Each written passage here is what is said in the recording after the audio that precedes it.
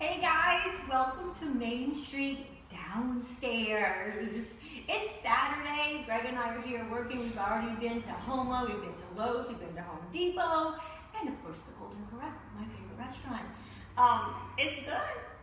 But we're downstairs at Main Street, and Main Street has her feelings hurt a little bit. She's a little sad. We haven't had an update on her in a while. We've been talking about the cottage because it is now officially a cottage because she's cute. She's pink. Downstairs right now is still in a very awkward stage. And that's why I'm here, because at first I didn't want to share all this awkwardness. I thought it might be like not great. But then I realized that you guys, if you're ever going to do some of the things we do, or if you want to repurpose things, redo things, renovate, there's an awkward phase. It's not always pretty. It's not always cute. There's thousands of decisions that have to be made. And I want to kind of walk you through some of our decisions and kind of show you my little teenager. We're going to call her, she's a teenager. She's got her braces on. She's still a little out there. She's getting to be prettier. So right now we're in the dining room. You'll see all the tools because we have all the crown molding and finish work is being done. You're seeing over here the apothecary cabinet. She has been outside. We just brought her in. Actually, he's probably a he. I think he's a he. He is very big, very manly, very not exactly what I'm going to do with him. You can see right now he's already been stripped down. I have tried multiple different finishes on him, and I'm not going to know what that's going to be till I have the place done. There's a lot of wood that's going to come in this room with the table, with a beautiful sideboard that I have. Just a lot of wood, and I feel like maybe he's supposed to be painted, and I'm not sure about that. These tin walls are all primed. I'm not sure if I showed you that before, but this is where it starts getting awkward. The primer is gray. On the camera that you're looking at, you're seeing way more of the dents and dings than you do when you're here. I don't know why they tend to highlight on that, maybe some kind of high definition camera, I don't know. But it doesn't look nearly as bumpy in real life. But this tin is going to be like a creamy pearlized white. And our wainscoting has been sanded down. That's the old original. It was like a cream color paint at one time. It's going to be gray. So all of this is going to be the opposite. So I'm really trying to figure out the color of this, bearing in mind that it's not what it appears right now. And so we are in the kitchen. She's at a very awkward stage. This time we are going to be taking old cabinets and marrying them with new cabinets. I've never done that before. I always do old with old, or I do new with new, and I stack cabinets and I do all kinds of stuff like that. I'm back. I forgot something, and I forgot to show you guys the corbels. So as we enter the kitchen, we want to make the transition because we opened up this huge opening here because in the original, there was just a little 4-foot French door. The 4-foot French door wasn't the problem, it was the height. It was just a normal 6'8". And in this 14-foot wall, we had more wall than we had opening. And it felt like it was coming down on you. So we opened it up to almost 9 foot. And it's big and it's wide, but it's kind of modern looking. We're gonna actually have some crown molding going on it, but we need to like age it out, give it some character. So we found these amazing corbels in New Orleans. See this side, when we cleaned it off, all the paint came off. On this side, some of it's a little stuck. But these are gonna go up here. There are gonna be 2 of them on each side. And I feel like it's gonna tie in the old tin here into the brick that you're going to be looking at in a few minutes, into the old furniture pieces. And Greg, can you not make everybody seasick, but show them the column that holds our house up. You may have seen it before, but this beautiful cypress beam right here holds our house up. We have 3 of these in this house, and we think they're beautiful. We think they're like art. And so this piece right here is truly what holds the whole center of the house up. He has his friend, another 12-foot, there's one, and then another 12-foot, there's one. And they hold this whole house up. All of the upstairs, this is the support. So it's beautiful and functional, my favorite kind of stuff. So we're gonna go into the kitchen. Before we get in there, we're going to like look at the floor. This is our old school herringbone floor that we had put in. Rizzy's enjoying it quite a lot, but we needed to have light floors. Light, very light floors because of the fact that we do not have windows downstairs except in the front of the house and a few in the very back of the house. But because this was a mercantile and a saloon and a cafe, it was a business downstairs, they didn't in those days put windows on the side. They had the big transoms, but there was usually storage, shelving, bars on the side walls. All right, and so you're gonna see here, we have the herringbone floor, and then this is where we start putting together the old and the new. This is brand new cabinetry with brand new marble countertops. This is an old piece that we've had in Texas. I have two of these. This is a old, probably 1960s. This is the craziest idea I think I've ever had. So this is the base of a library cabinet. This is the bottom. This right here is missing the little circle. This is the drawer, okay? This over here, let me show you, are the tops. I have two of these cabinets. Yep, see, this is the top. See how pretty that is? We're gonna be making kitchen cabinets out of them. What we're gonna do is, it's crazy. We are literally going to turn that cabinet upside down, like this. That's the legs. We're gonna chop them off, okay? And the top is then gonna sit on top of the upside down bottom, because pretend like this is a base cabinet. This is not the base cabinet it's gonna go on. Even though it looks like it matches, I took the drawers out, I turned them upside down, and I stuck them back in. So they're gonna be sitting on top of a cabinet that has drawers just like this, set back. These doors are gonna open, and this is gonna be the pantry. And it's gonna open, and I have shelves in there. And then, oh my gosh, I am so excited. Then we're gonna take these two cabinets, after we cut these legs off, and we're gonna set them right back on the top, and it's gonna be glass cabinets with the beautiful thing. I'm just gonna put a picture of what the cabinets look like, not upside down. I think it's going to be fabulous. Guys, I know my brain, it's insane, but yeah, I think it's gonna work. This is all gonna be painted out. This is a whole piece for another section. I'm so excited. I think it was a china cabinet. There's doors, glass doors that go at the top that are being painted. I thought I could paint this. I was wrong. This needed to have a sprayed finish, and I haven't got to that level of any kind of expertise, and definitely my rolling and my brushing techniques are not good. We color matched this gray to this gray, and Duba Author came in and saved the day. So he's been spraying them for me and making them look really, really nice. This is not a fine antique. It's not, probably was not super expensive, so don't be upset that we painted it. It looks way better than what the wood looked like. I'm gonna put pictures, I'll add some pictures. But the cool thing about this is, this piece right here is the base, but it's upside down, and I'm gonna put a picture of it right side up. There were legs up here, okay, and it was upside down, and these two drawers would have been here, right, and the doors would have been here. So I cut the legs off of this, flipped the whole thing upside down, and I took these drawers and literally, I just turned them over. So like they really go like that, because remember this is the top. I just flipped them over, and because they are just slide-in drawers, they work this way. It is a miracle. I actually bought this sight unseen from a picture from a friend of mine in Round Top that I had made buying other stuff from him. And so, but it's been a really good decision. You'll see that there's brick on the wall. This brick on the wall is the same as we put upstairs. The upstairs brick, when you got, you're going, man, that's a lot of black brick there, Paige. Yes, it is. But when you buy the thin brick, this is called Old Chicago Blush. It's not supposed to have all this black in it. But when we got our boxes of brick in, there were lots of boxes that were just almost all black bricks. So upstairs, we culled all the black bricks out. And then I put them downstairs, not because I think they're pretty, I don't. We're gonna paint this brick. I'm actually gonna use a substance, it's more of a, it's a penetrating clay-based, some kind of paint. I might get it at Helm, from Italy. And we're gonna put that on so that the bricks can actually breathe. It's supposed to be better. We're gonna see about that.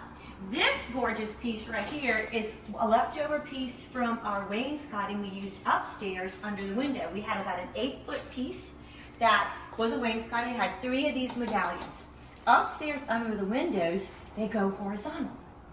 Greg had the brilliant idea when we were discussing what we were going to do our hood vent out of to go get this leftover piece. We have the piece here, he's got to glue it all together, and turn it vertically and use that for our hood vent cover. We've done hood vents. We love hood vents. We've done them out of old antique cabinets, antique doors.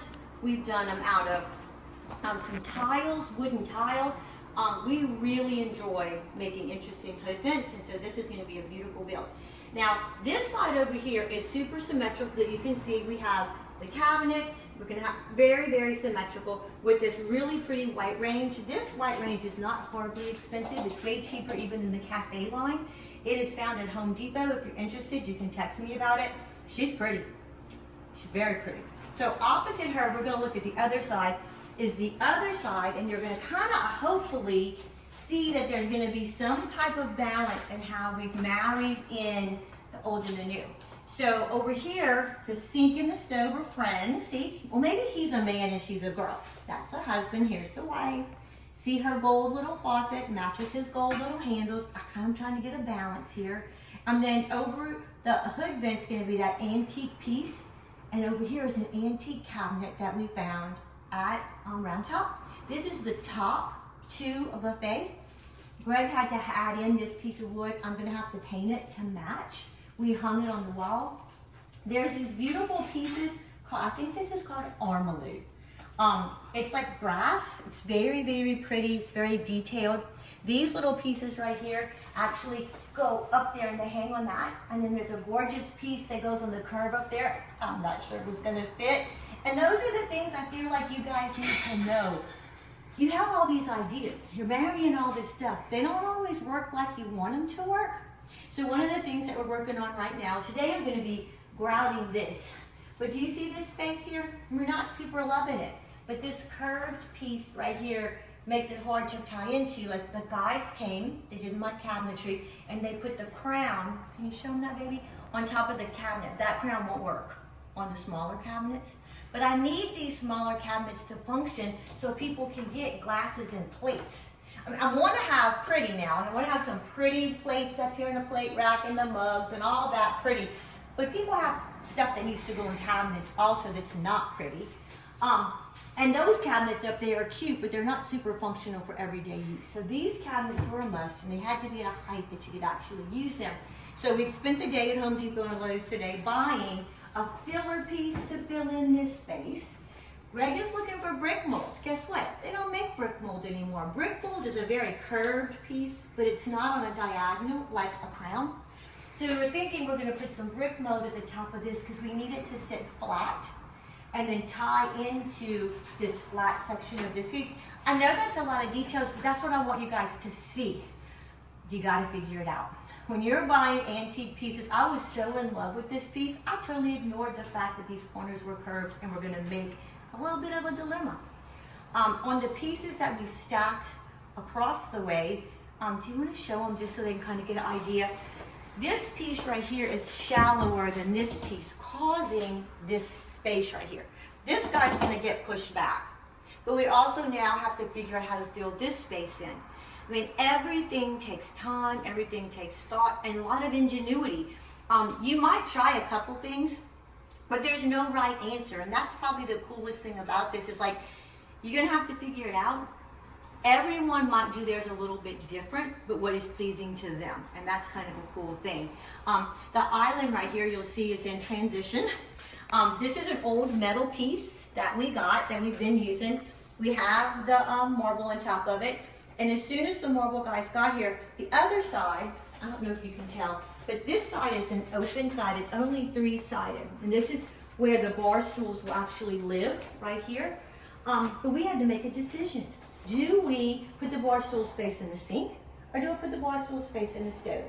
I decided to do it facing the stove because I want people to sit and visit, and I feel like people will sit and visit more when people are cooking. Whereas if someone is facing this way and someone's doing dishes and washing, they're going to feel bad. They're going to get up. They're going to go help them clean. They're not going to relax. So I didn't want to do that. I wanted people to be able to sit and visit, and when cleaning times come, then you do that whenever all your friends are gone, maybe. But this piece right here has caused a few issues. This is really heavy. This is not cute. This is a beautiful piece of cypress. Greg's gonna take this right here. He's gonna make an apron, that's heavy, and put it up under here and fit it in just fine. He's also gonna build a shelf for the very bottom. And you see that big solid piece? Can they see it there? That big solid piece right here, we thought we were gonna do a solid shelf. That's why it's under here. We were testing it out. And we both decided, no, we need to do kind of more of a planking in between. If you can see, either in between here, here, and here, or in the bottom. We haven't decided exactly how it's gonna work out, but it evolves. And so this is what I wanted you guys to see, is that things don't just happen. Up on HGTV kind of makes people think, you just snap your fingers and you make a decision. You can ask my contractors, I make them a little bit insane. We'll discuss what we're gonna do.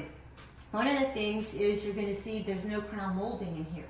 There's a, around the thing, and that's what Greg's working on today. Crown molding around the crown that's on that piece of furniture, right?